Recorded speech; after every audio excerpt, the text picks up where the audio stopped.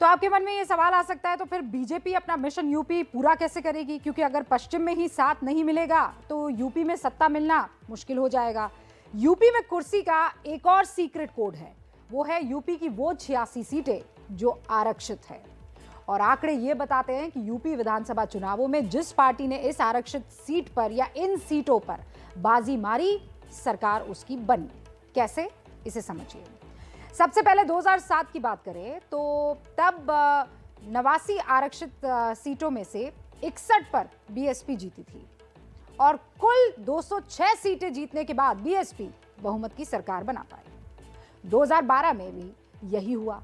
Samajwadi party ने कुल 85 आरक्षित सीटों में से 58 पर जीत हासिल की। समाजवादी पार्टी को कुल 224 सीटें मिली, उनकी सरकार बनी। 2017 में क्या हुआ? 86 आरक्षित सीटों में से बीजेपी 70 सीटें जीतने में कामयाब रही और अकेले बीजेपी ने 309 सीटों पर जीत हासिल की।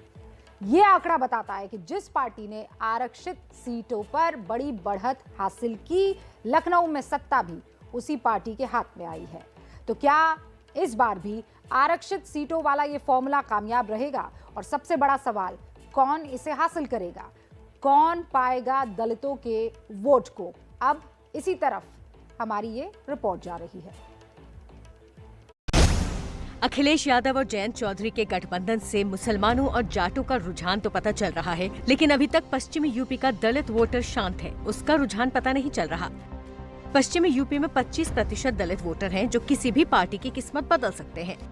वैसे तो दलित मायावती के परंपरागत वोट माने जाते हैं, लेकिन इन विधानसभा चुनावों में मायावती ने जिस तरह से हथियार डाले हुए हैं, उन्हें देखते हुए लगता है कि उनका वोटर अभी तक कंफ्यूज्ड है, क्योंकि मायावती अभी तक चुनावों से गायब है। लेकिन पहले चरण के चुनावों से ठीक 8 दिन पहले बीएसपी प्रमुख मायावती भी चुनावी समर में कूद रही हैं। वो 2 फरवरी को आगरा में एक जनसभा करेंगी। मायावती ने अपने चुनावी अभियान की शुरुआत के लिए आगरा को इसलिए चुना क्योंकि इस जिले में अच्छी खासी संख्या में दलित वोट बैंक है। लेकिन पिछले चुनावों में आगरा की स्थिति बीजेपी ने बदल दी थी। बीजेपी ने आगरा जिले की 9 विधानसभा सीटों पर कब्जा किया था। बीजेपी को किसान आंदोलन से हुए नुकसान के बारे में पता है, इसीलिए बीजेपी इस बार दलित वोटों से अपनी भरपाई करना चाहती है।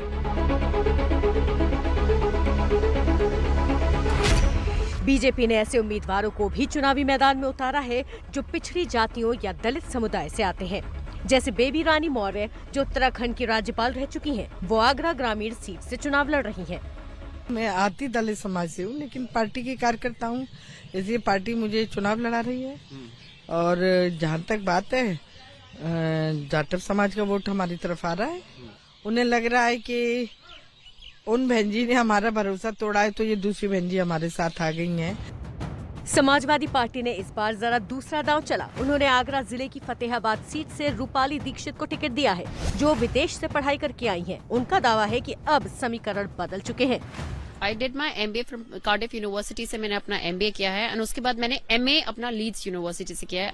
देखिए, जब मैंने 2019 में ही धोखा खा लिया था, तो फिर बीजेपी से टिकट मांगने का कोई मतलब ही नहीं था। अब डिसाइड ये करना था कि वो चॉइस कौन है।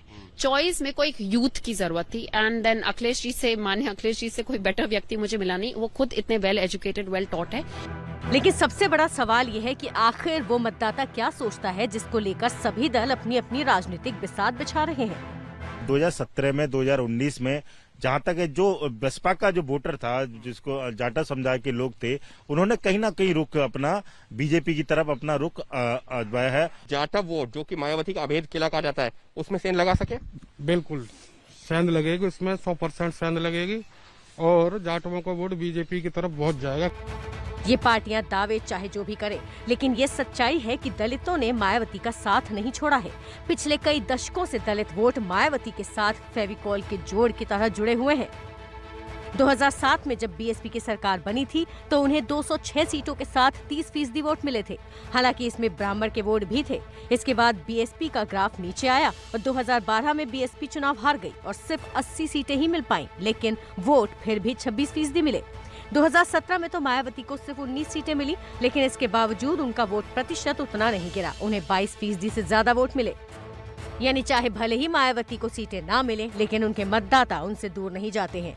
अब इस बार क्या होगा, ये देखना दिलचस्प रहेगा। आगरा से अंकित गुप्ता की रिपोर्ट।